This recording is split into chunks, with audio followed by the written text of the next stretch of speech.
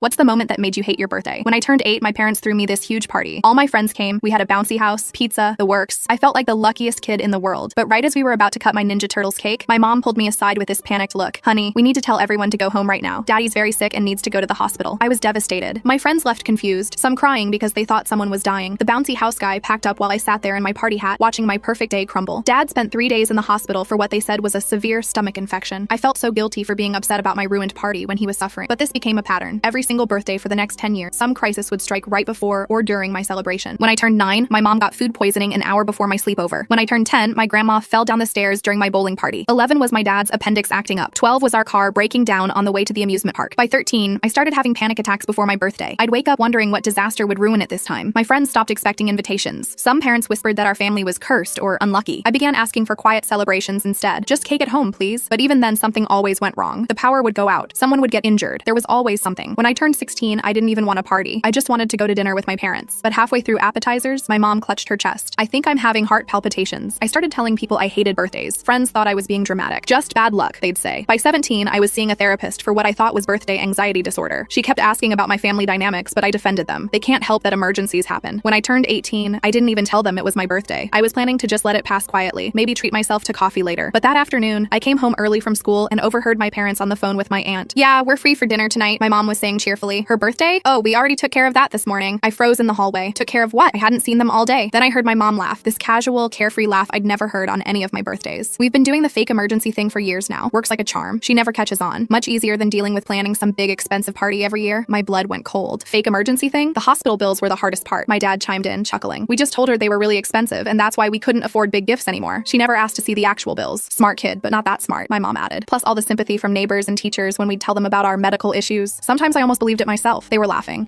about 10 years of systematically destroying every birthday I'd ever had. I stood there in the hallway, remembering every ruined cake, every canceled plan, every time I'd felt guilty for wanting to celebrate while they were suffering. The birthday anxiety, the therapy, the way I'd started telling people I was birthday cursed. All because my own parents found it easier to traumatize me than spend money on parties. That night, I packed my bags and left for college 3 months early. I had some savings from my job, and I crashed on my friend's couch until dorms opened. I'm 25 now and haven't spoken to them since. Every year on my birthday, they text asking why I'm punishing them for being sick and why I'm holding grudges over things that weren't their fault. They still send medical bills to prove their emergencies were real. All fake documents they probably printed at home. Last month, my mom showed up at my apartment with a birthday cake. I don't understand why you hate us, she cried. We were just trying to protect you from disappointment by keeping expectations low. I closed the door in her face. This year, for the first time ever, I'm throwing myself a huge birthday party. 25 friends, catered food, live music, everything 8-year-old me dreamed of. My parents will never know about it.